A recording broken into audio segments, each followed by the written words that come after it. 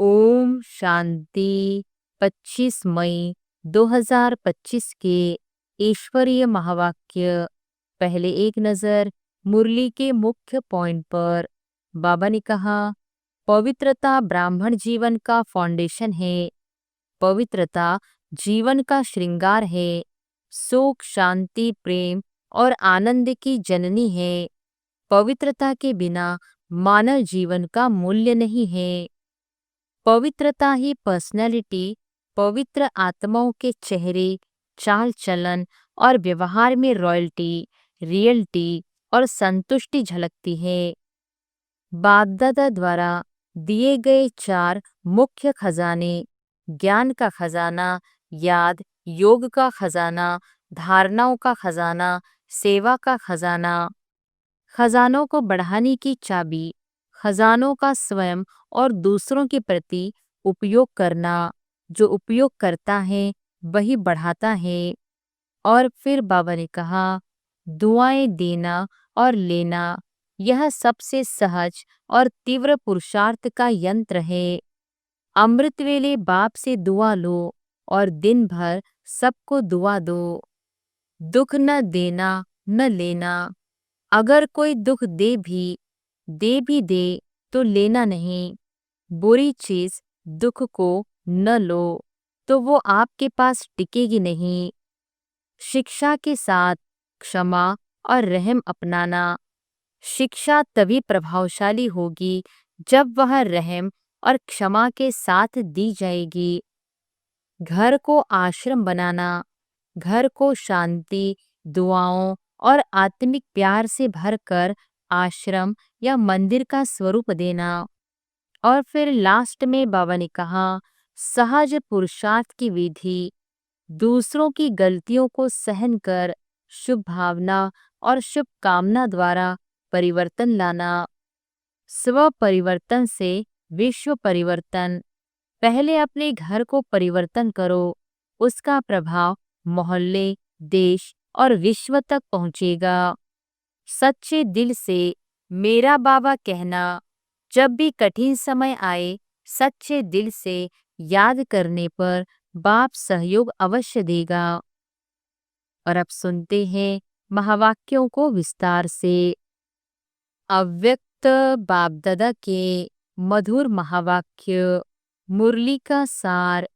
शिक्षा के साथ क्षमा और रहम को अपना लो।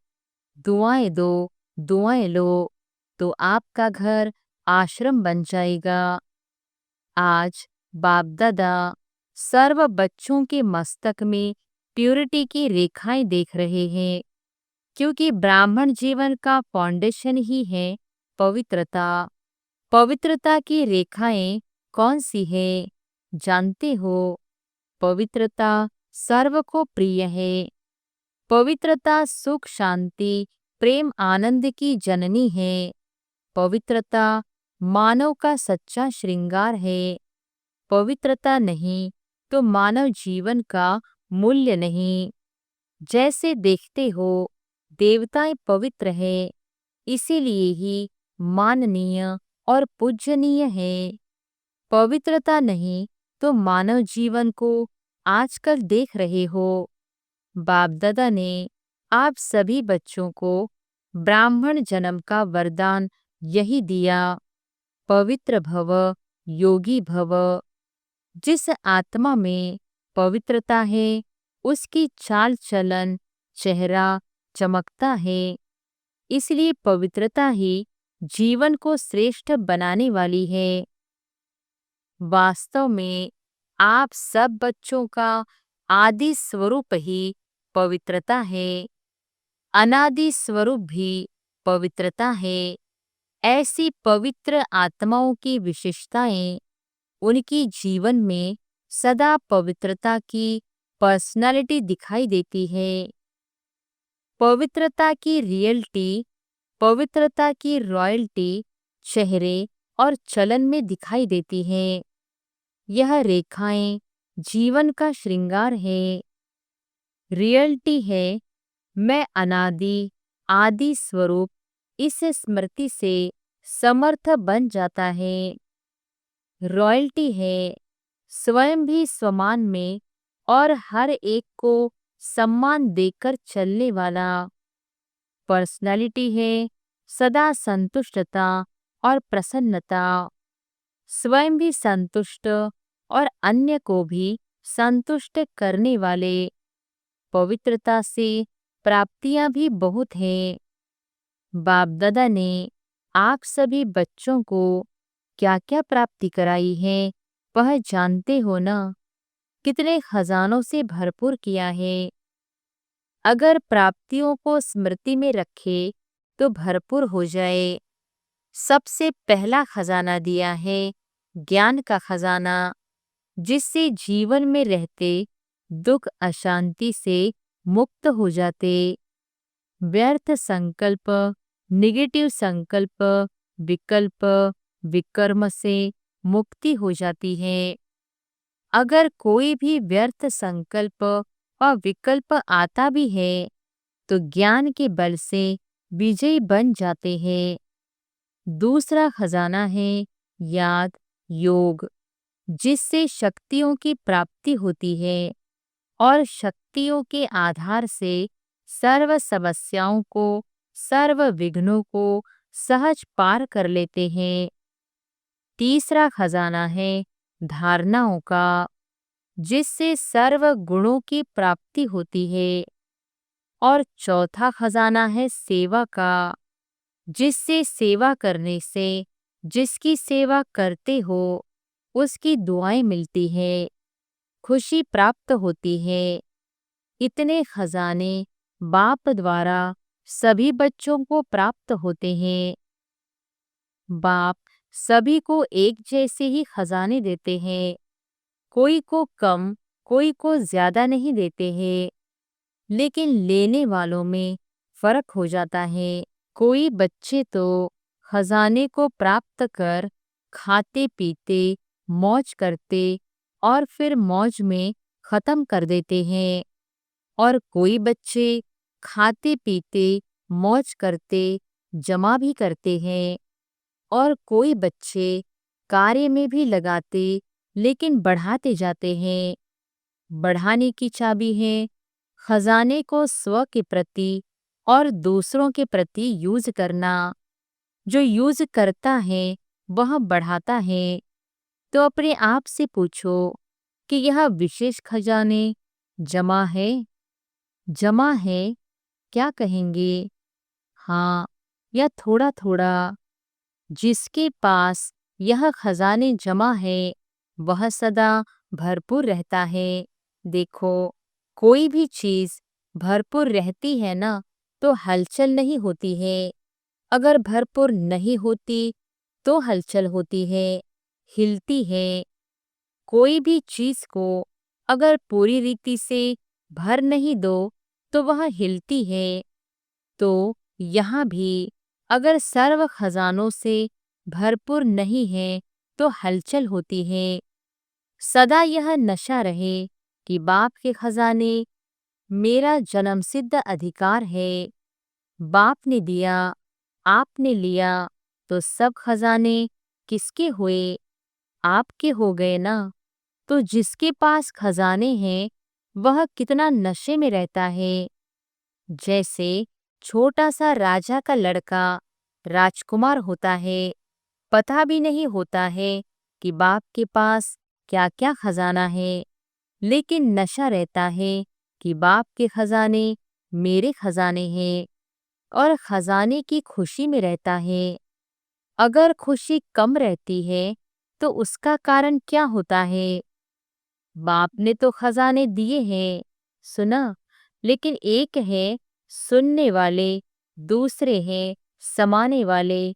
जो समाने वाले हैं वह नशे में रहते हैं।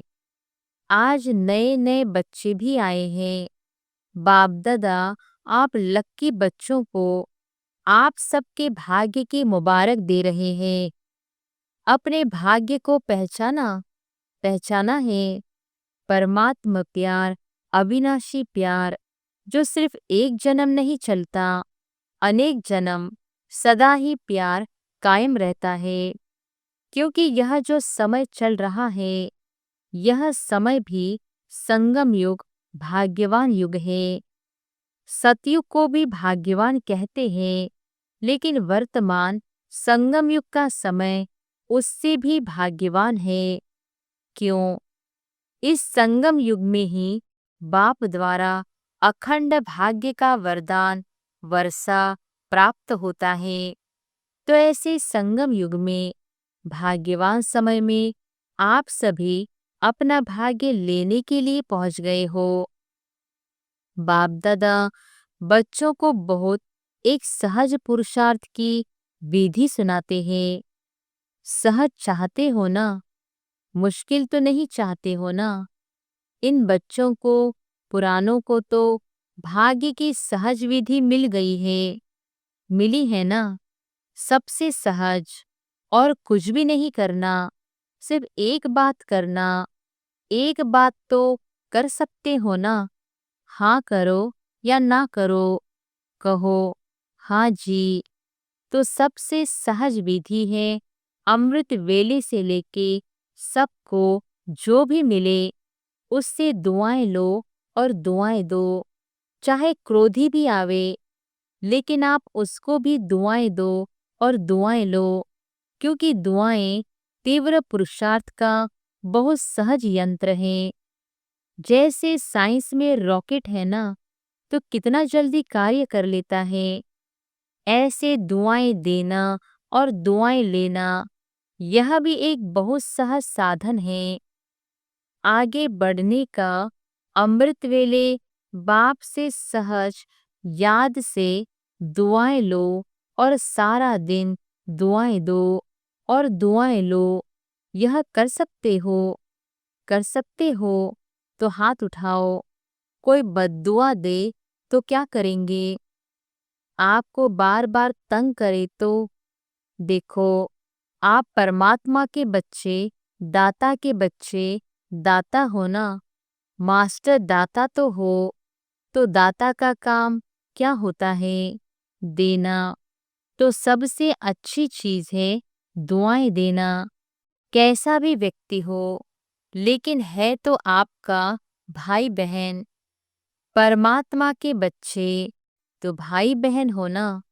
तो परमात्मा का बच्चा है, मेरा ईश्वरीय भाई है, ईश्वरीय बहन है। उसको क्या देंगे? बद्दुआ देंगी क्या? बाप कभी बद्दुआ देता है? देगा? देता है? हाँ या ना? हाँ ना करो, बहुत खुश रहेंगे। क्यों? अगर बद्दुआ वाले को भी आप दुआ देंगे, वह दे न दे, लेकिन आप दुआ लेंगे, तो दुख क्यों होगा? बाप दादा आप आए हुए बच्चों को एक वरदान देता है। वरदान याद रखेंगे तो सदा खुश रहेंगे। वरदान सुनाएं, सुनेंगे। वरदान है, अगर आपको कोई दुख दे तो भी आप दुख लेना नहीं। वह दे, लेकिन आप नहीं लेना, क्योंकि देने वाले ने दे दिया, लेकिन लेने वाले तो आप हो ना। देने वाला लेने वाला नहीं है। अगर वह बुरी चीज देता है, दुख देता है, अशांति देता है, तो बुरी चीज है ना। आपको दुख पसंद है? नहीं पसंद है ना? तो बुरी चीज हो गई ना। तो बुरी चीज ली जाती है क्या? कोई आपको बुरी चीज देवे तो आप ले लेंगे? लेंगे? नहीं लेंगे। तो लेते क्यों हो? ले तो लेते हो ना। अगर दुख ले लेते हो तो दुखी कौन होता है? आप होते हो या वह होता है? लेने वाला ज्यादा दुखी होता है। अगर अभी से दुख लेंगे नहीं तो आधा दुख तो आपका दूर हो गया। लेंगे ही नहीं ना। और आप दुख के बजाय उसको सुख देंगे तो दुआएं मिलेगी ना। तो सुखी भी रहेंगी और दुआओं का खजाना भी भरपूर होता रहेगा। हर आत्मा से कैसी भी हो, आप दुआएं लो, शुभ भावना, शुभ कामना रखो। कभी कभी क्या होता है, कोई ऐसा काम करता है ना, तो कोशिश करते हैं शिक्षा देने की। इसको ठीक कर दूं, शिक्षा देते हो। शिक्षा दो, लेकिन शिक्षा देने की सर्वोत्तम विधि है कि क्षमा का रूप बन के शिक्षा दो। सिर्फ शिक्षा नहीं दो, रहम, क्षमा भी करो और शिक्षा भी दो। दो शब्द याद रखो, शिक्षा और क्षमा।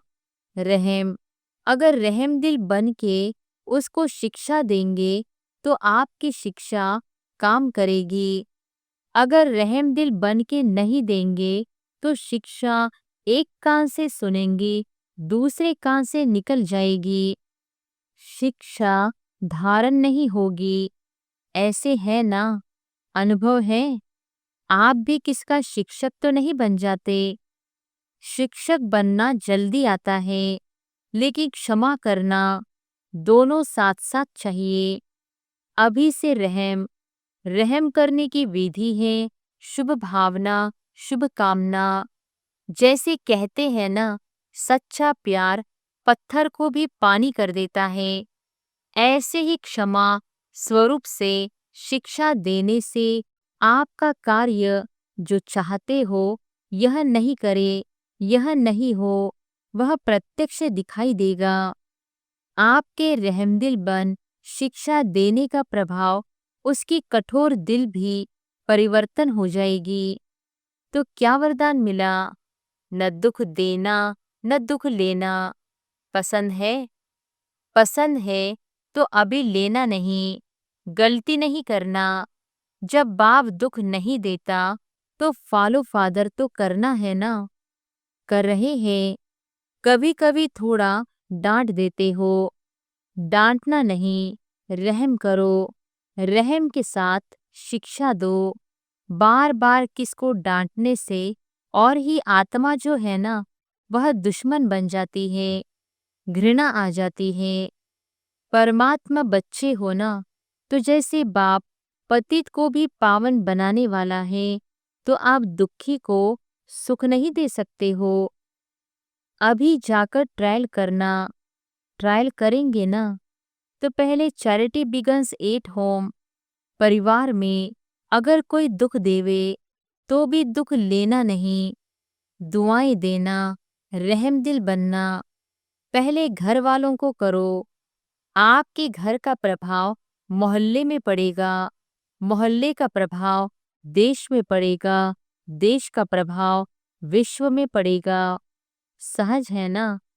अपने परिवार में शुरू करो, क्योंकि देखो, एक भी अगर क्रोध करता है तो घर का वातावरण क्या हो जाता है? घर लगता है या युद्ध का मैदान लगता है? उस समय अच्छा लगता है? नहीं लगता है ना। आप लोगों के लिए भी है। आज वीआईपीस के साथ मधुबन वाले समर्पित भाई बहनें भी सामने बैठे हैं। अपने अपने साथियों से, अपने अपने कार्यकर्ताओं से न दुख लेना, न दुख देना, दुआएं देना और दुआएं लेना। अगर आप अधिकार से ऐसे समय पर भी दिल से मेरा बाबा कहेंगे, परमात्मा बाबा, मेरा बाबा, तो कहावत है कि भगवान सदा हाजिर है। अगर आपने दिल से अधिकार रूप में ऐसे समय पर मेरा बाबा कहा तो बाप हाजुर हाजिर हो जाएगा। क्योंकि बाप किस लिए है? बच्चों के लिए तो है। और अधिकारी बच्चे को बाप सहयोग नहीं दे, यह हो ही नहीं सकता है, असंभव। तो परिवर्तन करके जाना। जैसे आए वैसे नहीं जाना, परिवर्तन करके ही जाना। क्योंकि देखो, इतना खर्चा करके आए हो, टिकट तो लगी ना, खर्चा भी किया, समय भी दिया, तो उसकी वैल्यू तो रखेंगे ना। तो वैल्यू है स्व परिवर्तन से पहले घर का परिवर्तन, फिर विश्व का, देश का परिवर्तन। आपका घर आश्रम बन जाए, घर नहीं आश्रम। वैसे शास्त्र भी कहते हैं गृहस्थ आश्रम, लेकिन आज आश्रम नहीं है, आश्रम अलग है, घर अलग है, तो घर को आश्रम बनाना, दुआएं देना और लेना, यह आश्रम का कार्य है। आपका घर मंदिर बन जाएगा। मंदिर में मूर्ति क्या करती है? दुआएं देती है ना। मूर्ति के आगे जाकर क्या कहते हैं? दुआ दो, मर्सी, मर्सी कह के चिल्लाते हैं। तो आपको भी क्या देना है? दुआ। ईश्वरीय प्यार दो, आत्मिक प्यार, शरीर का प्यार नहीं, आत्मिक प्यार। आज प्यार है तो स्वार्थ का प्यार है, सच्ची दिल का प्यार नहीं है। स्वार्थ होगा तो प्यार देंगे, स्वार्थ नहीं होगा तो डोंट केयर। तो आप क्या करेंगे? आत्मिक प्यार देना, दुआ देना, दुख न लेना, न दुख देना। देखो, आपको चांस मिला है। बाप दादा को भी खुशी है। इतने जो भी सब आए हैं, भारत के करीब 250 वीआईपीज रिट्रीट में आए हुए हैं। इतने घर तो आश्रम बनेंगे ना, बनाएंगे ना, पक्का कि थोड़ा थोड़ा कच्चा? जो समझते हैं कुछ भी हो जाए, थोड़ा सहन तो करना पड़ेगा। समाने की शक्ति कार्य में लगानी पड़ेगी, लेकिन सहन शक्ति का फल बड़ा मीठा होता है। सहन करना पड़ता है, लेकिन फल बड़ा मीठा होता है। तो जो पक्का वायदा करते हैं, घर घर को स्वर्ग बनाएंगे, मंदिर बनाएंगे, आश्रम बनाएंगे, वह हाथ उठाओ। देखा देखी में नहीं उठाना, क्योंकि बाप दादा हिसाब लेगा ना। फिर देखकर नहीं उठाना। सच्चा सच्चा मन का हाथ, मन से हाथ उठाओ। अच्छा दादियाँ, इनको इसके क्या प्राइस देंगे? हाँ बोलो। दादी, इतने मंदिर बन जाएंगे तो आप उसको क्या प्राइस देंगी? अपने घर वालों को ले आओ। यह तो प्राइज नहीं दी, यह तो काम सुना दिया। बाबा जो आज्ञा करेंगे। देखो, प्राइज तो आपको मिल जाएगी, कोई बड़ी बात नहीं है।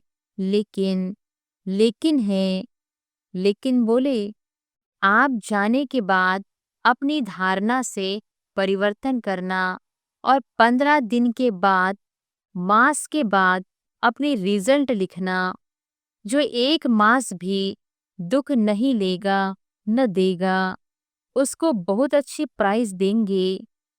अगर आप आएंगे तो मुबारक है, अगर नहीं आ सकेंगे तो भी सेंटर पर भेजेंगे।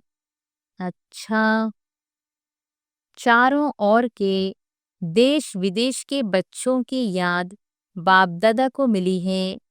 चाहे फोन द्वारा याद भेजी है, चाहे पत्र द्वारा, चाहे दिल में याद किया है।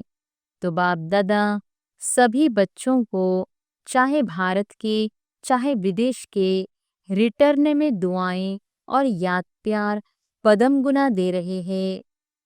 चारों ओर के परमात्मा प्यार के अधिकारी बच्चों को, चारों ओर सर्व खजानों से भरपूर, निर्विघ्न, निर्विकल्प, निर्व्यर्थ संकल्प रहने वाली श्रेष्ठ आत्माओं को, साथ साथ सर्व परिवर्तन करने और कराने के उमंग उत्साह में उड़ने वाले बच्चों को, साथ साथ बाप दादा को सच्ची दिल का समाचार देने वाले सच्चे दिल वाले बच्चों को, विशेष दिलाराम के रूप में, बाप के रूप में, शिक्षक के रूप में, सद्गुरु के रूप में पदम गुना याद प्यार और नमस्ते। वरदान है, भटकती हुई आत्माओं को यथार्थ मंजिल दिखाने वाले चैतन्य लाइट माइट हाउस भव। भटकती हुई आत्माओं को यथार्थ मंजिल दिखाने वाले चैतन्य लाइट माइट हाउस भव।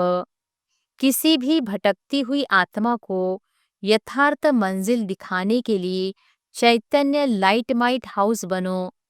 इसके लिए 2 बातें ध्यान पर रहे। पहली, हर आत्मा की चाहना को परखना।